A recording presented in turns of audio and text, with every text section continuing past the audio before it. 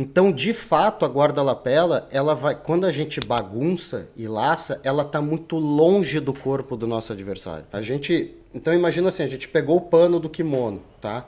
Vai fazer um laço, vai botar o pé na lapela, que seja. Aquele pano tá muito longe do corpo. Logo, ele não exerce tanto controle com o corpo, a gente não consegue sentir tanto os movimentos do adversário como as outras guardas.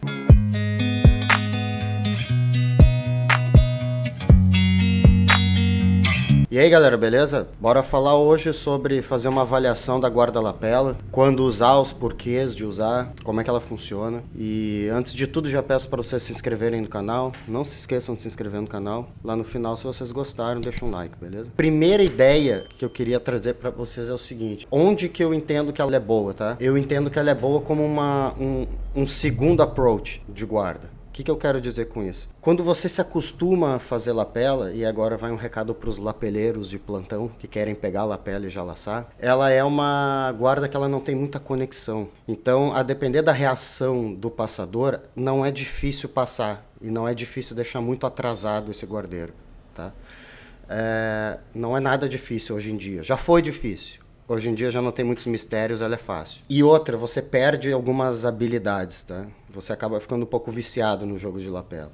Você perde algumas habilidades básicas como dominar manga e manga. Então, como eu já disse aqui, em várias oportunidades, seja na instrução ou avaliando, ou conversando sobre a guarda, manga e manga é a melhor para retenção. Mas eu entendo a guarda de lapela como um segundo momento. Então, existe um primeiro momento que é de você chegar na guarda, existe um primeiro momento que é de você chegar numa guarda, fazer um controle, e aí depois você bagunçar a lapela e fazer qualquer guarda relacionado com a lapela. A lapela direto, segurando a lapela e indo para uma guarda de lapela, eu não acho vantajoso. Eu acho muito ruim, acho fácil do cara passar. Já tive a minha fase de fazer isso, então falo até por experiência própria. E por que que é assim? Agora vamos pensar sobre a lapela. Quando a gente faz uma guarda de manga, quando a gente segura a manga do nosso adversário, o pano do kimono está muito próximo ao braço. Então, basicamente, a depender do quão você segura de pano, o quão firme é a sua pegada e o quão ajustado é o kimono do teu adversário, tu tem um controle muito real do braço. A perna, a calça é um pouco mais solta, mas ainda assim você tem um controle próximo da perna quando você pega a calça. E a gola a mesma coisa. Claro que vai depender da altura que você vai segurar essa gola. Quanto mais baixo está a altura da gola, mais solto está no corpo. Quanto mais alta está a pegada da gola, mais controle real você tem do adversário.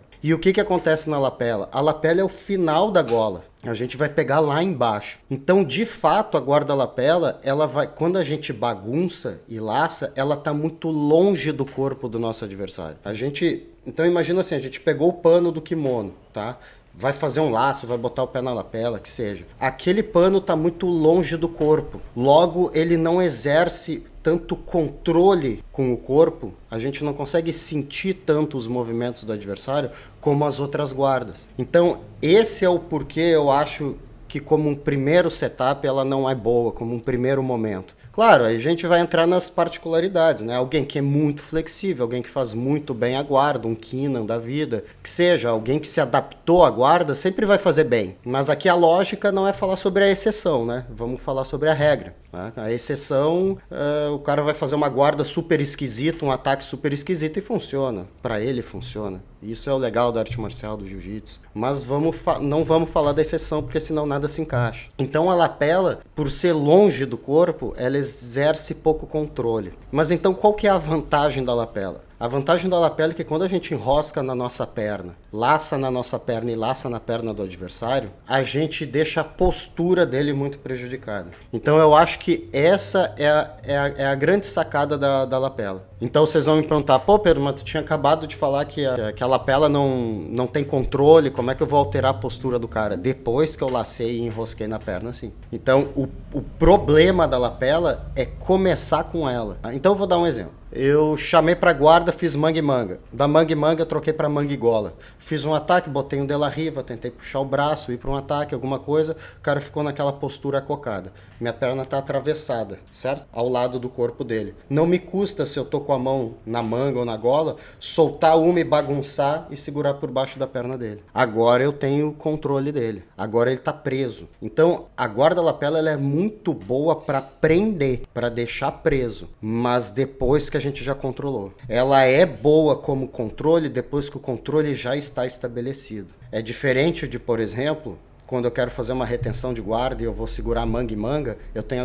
o domínio das duas mangas, ela é muito boa para retenção de guarda, tá? Porque eu não preciso me ajeitar tanto. A lapela, ela demanda de você que você precisa se ajeitar. E outra, a lapela só tem eficiência se você tem uma perna do adversário, certo? Então, por exemplo, o adversário de você está passando afastado com as pernas lá atrás. Ele é mais comprido. Você pega a lapela e laça, se você não tem a perna dele, você não tem nada. Eu até inventava uma de laçar, o cara não tá dando a perna, eu passo por cima do rosto e puxo, como se fosse um estrangulamento. Funciona um pouco, mas fica uma luta que, como é que eu vou te dizer assim, é chato do cara terminar a passagem em você, mas eu já não acho tão chato hoje em dia. Hoje eu já entendo se alguém fizer isso, como é que se faz pra passar, não é tão complicado assim. Mas eu acho que tranca a luta, tá? Então você precisa chegar na perna. E aí fazer esse jogo antes de chegar na perna, eu acho uma amarração desgraçada. E fica muito chato o jogo. Entendam que a lapela, ela vai ser um recurso de quebra de postura e de te dar a tranquilidade de fazer progressão nas posições sem pressa, tá?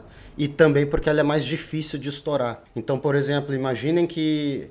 Vou dar um exemplo para vocês verem como é mais fácil de estourar, como é difícil estourar a pegada da lapela. No entanto, ela não dá tanto controle contra outras. Imagina que nessa mesma situação, por baixo da perna do meu adversário, ele está em pé, eu segurei a manga dele. Ele está acocado, eu segurei a manga dele. É muito mais domínio segurando a manga dele. Agora também é muito mais fácil dele estourar. Então, de maneira resumida, o que eu diria sobre guarda-lapela é o seguinte: usem ela como uma segunda estação. Eu gosto muito de usar a lapela, mas especialmente como um segundo momento. Porque o segundo momento em que você amarrou o adversário de vocês, vocês conseguem fazer uma progressão muito mais pensada. Vocês conseguem fazer uma progressão que ela é até devagar e ao mesmo tempo ela te permite continuar andando para frente buscando a posição que você quer, porque é muito chato com a postura e realmente o adversário fica amarrado. Segunda dica, não segurem muito pano da lapela e deixem uma ponta muito grande sobrando, porque é justamente na ponta que o adversário de vocês vai puxar para estourar. Então não deixa sobrar muito. Também não pode ser tão pouco que está perto de estourar. Deixem sobrando um pedaço pequeno que seja difícil para o adversário puxar. E sempre segurando, é que vocês não vão poder sempre segurar com a palma para baixo. Mas a palma para baixo ela esconde o meu polegar. Logo é mais difícil de estourar a pegada que se eu tô com o polegar para cima. Ela é mais fácil de estourar com o polegar para cima. Tá? Então essas dicas e entender qual é o momento de se usar a lapela. Ela é sempre um atalho para prender, para enroscar, e é por isso que às vezes ela vicia, só que é perigoso para tu perder, é fácil de tu perder outros cacuetes ou jogar demais guarda-lapela, tá? E um bastidor para contar para vocês é que quando eu tava lá na Atos, de faixa azul, lá no André Galvão, eu treinava bastante lapela e eu tinha essa proximidade de estar sempre treinando com o Kina. Tive essa oportunidade, né? Até um momento que o Kina me falou: Pedro, eu acho que agora tu tá usando um pouco demais a lapela, porque tu já vai começar a perder outras coisas se tu ficar muito na lapela. Porque dava certo, né? Ganhava os campeonatos tudo com lapela, a gente vai usando e não se dá conta, né? Anos depois eu fui entender. Realmente, tu perde outras coisas que elas são muito mais importantes, porque ela é um recurso de atalho. Mas isso falando especificamente de warm guard, ou se enroscando na perna do mesmo lado, né? Não tanto falando de lapela em outros usos, tipo, por exemplo, subir num single leg, bagunçar a lapela e pegar ela por baixo da perna. Então, entendo, muito boa para prender, para segurar, para enroscar. Agora, o que vocês vão fazer depois que prender? Entende? Vocês vão amarrar? Vocês vão segurar demais? Vocês vão deixar de ser finalizadores para começar a ser raspador? Ou alguém que só busca pegar as costas? Vocês vão usar como uma segurança para, na meia guarda, aceitar ser amassado para quando alguém subir, para quando alguém passar, vocês vão subir? Eu acho que isso pode atrasar o jiu-jitsu, entende? E como eu disse, a dica que o próprio Kina me me deu foi essa. Não deixa isso consumir teu jiu-jitsu, entende?